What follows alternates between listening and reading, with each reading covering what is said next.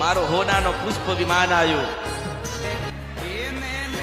અને ભગવો ભેખ હતો થોડો ઊંચો કરીને પાછી રથમાં બેઠી હું મેરડી મારો મારો મારો રથ આવ્યો હું મેરડી બેઠી કાળકા બેઠી અને પછી પુષ્પ વિમાનમાં તારા ઘરે ઉતરું છું મેરડી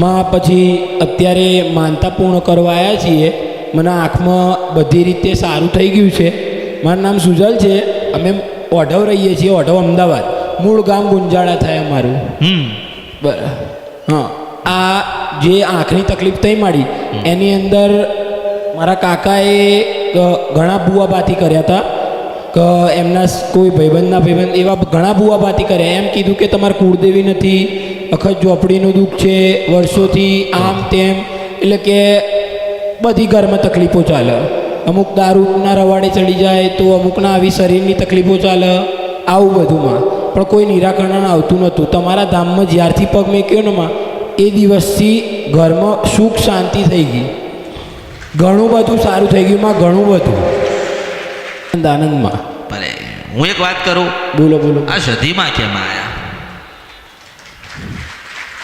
એલા માસ્તર આ સધીમાં કેમ આયા માં અમારા અને પાછા મો ચડાઈને આમ કરીને પાસ હા માં પેલું રિહાય નહીં રિહાય ને માં અમારા ગઈડિયાઓ ગામે ગામે ફરીને રહેવા આવતા હતા તો ગુંજાળ આવીને એમને વસવાટ કર્યો અમારા કુળદેવી કોણ આજ સુધી કોઈને નથી ખબર અને માં તમે મને ડોશી સ્વરૂપે મળ્યા હતા ને ત્યારે બી મેં એક જ વસ્તુ કીધું તમે મને એટલું કીધું કે કેટલા ટાઈમથી તારી કુળદેવી નહીં એ તને ખબર કીધું માં મારા ખ્યાલથી તો 100 વર્ષ તો હું ગણું કે 100 નહીં 250 વર્ષ ગણ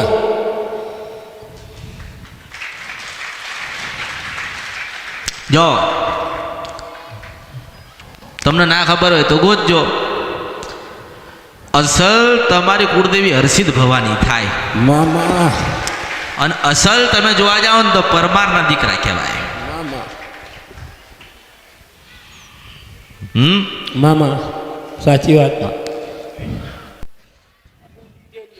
દાદા પપ્પાને એમ કહેતા હતા કે મૂળ ઉજ્જૈનના આ કળિયુગમાં 2 સતી પૂજાય મામા કેટલી સતી પૂજાય 2 સતી એક પૂજાય કોયલા ડુંગર બરાબર જેને હર્ષિત કહે બરાબર બીજી કે મશાણી સતી એ ઉજ્જૈન વાળી હર્ષિત સિંધ અને સપરા નદી ગંધરપિયા મેલડી મામા અસલમાં મેલડી નથી મામા એ તો ઐતિહાસિક વાત કરું કે નાની વાત કરું મામા કે 700-800 વર્ષ પહેલા મેલડી નથી 500 વર્ષ પહેલા મેલડી પણ હર્ષિત માતા હતા કેમ હતા રાજા વિક્રમ લાયા એટલે હતા કોણ લાયો રાજા વિક્રમ સ્મશાન તો રાજા વિક્રમના પહેલેનું હતું ગંધર્પિયા મશાણ એના પહેલાનું હતું આ તો વર્ષોના વર્ષો વીતતા ગયા એટલે રાજાની પ્રજા બધી બદલાય તો ખરી ને આ તો વર્ષોના વર્ષો વીતતા ગયા એટલે રાજાની પ્રજા બધી બદલાય તો ખરી ને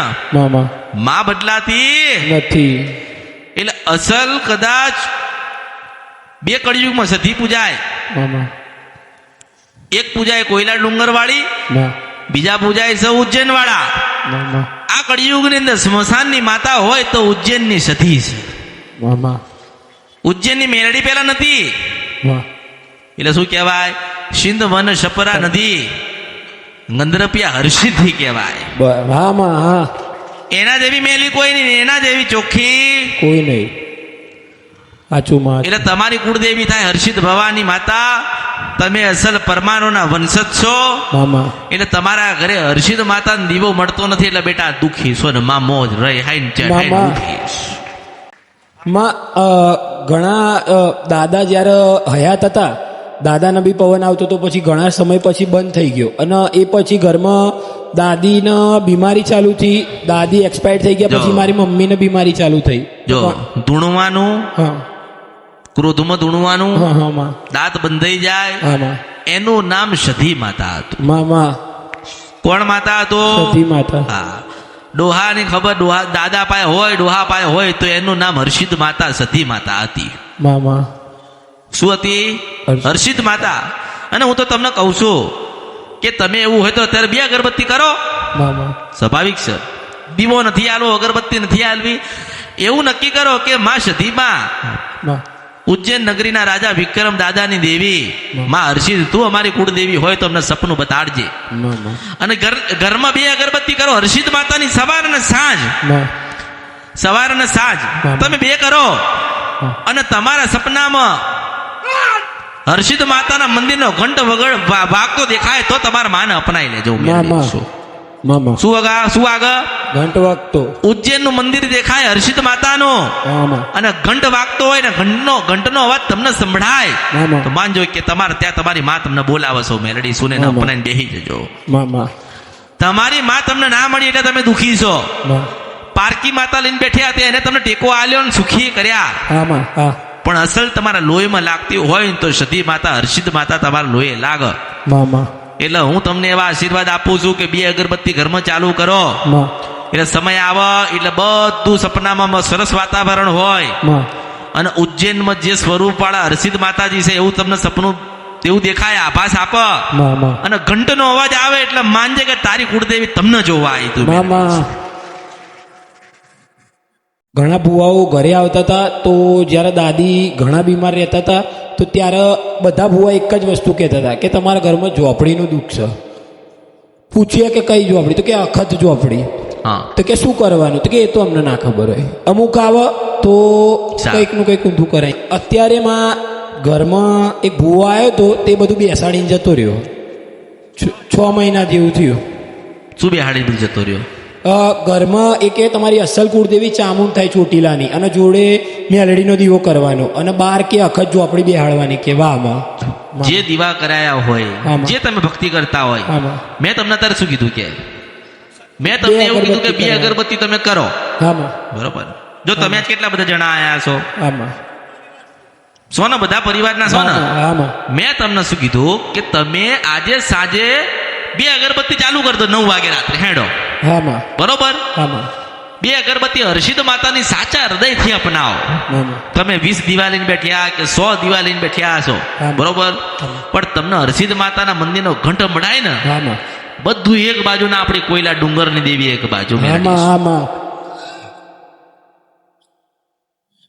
જો હું કોકો દેવને પૂછતી હોય આમાં કે તારી વસ્તી છે આટલું બધું ફરીને આવી કદાચ માને ના માને, આમાં કેમ કે તમે પેલું બેહાડ્યું પેલું ઉઠાડ્યું આ કર્યું તે કર્યું તે એમાં તમે મૂંઝવણમાં તો હોય ને. હા. હવે આજે માનો કે 5 માતા બેહાડીને જતો રહ્યો, આમાં હવે ઉઠાડો તો તું ખાવ. હા નીવજે આપી દીધા આમાં એટલે હું એ જ કહું છું આમાં કે તમે અત્યારે ઉઠાડો તો દુઃખ આવે ને. આમાં આવે. ક્યારે ઉઠાડી દઈએ ને વિઘ્ન આવે તો આમાં આવે ને. આમાં હવે માનો કે તમે આ દીવો ઉઠાડી દીધો આમાં. અને ઘરની બહાર ગયા ને સાધન તમારું કોઈ અથડાઈ ગયું તો ઘરે આવીને શું કહે? જોયો હા એક્સિડન્ટ થયું ને આમાં. આ માતાજીને આપણે ઉઠાડે એટલે એવું થયું. આમાં એવું હતું. નથી. મેં તમને એવું પ્રમાણ આપ્યું છે કે તમારી કોયલા ડુંગરની ઉજ્જૈન નગરીના રાજા વિક્રમની હર્ષિત માતા ઉજ્જૈન નગરીની સ્મૃતિ જે છે, જે સ્વરૂપ છે એનું તમને દર્શન આપે. આમાં એ દર્શન આપે ને ઘંટ વાગે એટલે તમારે સમજવાનું કે તમારા ઘરે સ્વયં નારાયણી આવી હતી. આમાં પછી આમાં નિવેજ દીવા એ જે તમે લઈને બેઠ્યા હોય એનો તો હિસાબ કિતાબ તમારે કરવાનો ને. આમાં તમે મારી પાસે દુઃખ લઈને આવ્યા કે માતાજી આ પેટમાં દુખાય છે, તમે દવા આલી આમાં અને પછી કદાચ તમને એવું થાય કે આપણી માએ આપણને દર્શન આલ્યા તો સવારે 7 વાગે એને ઉજળો દીવો આપજો, ચોખાનું નિવેદન એક શ્રીફળ આપજો અને ઉજ્જૈનમાં જઈને દર્શન કરી આવજો. તો બીજું તો તને શું કહું. આમાં ભરત બાપા હર હર મહાદેવ. તમને યુટ્યુબ પર જોઈ રહ્યા છો તો સબસ્ક્રાઇબ કરો, ફેસબુક પર જોઈ રહ્યા છો તો ફોલો કરો, વિડીયોને શેર કરો.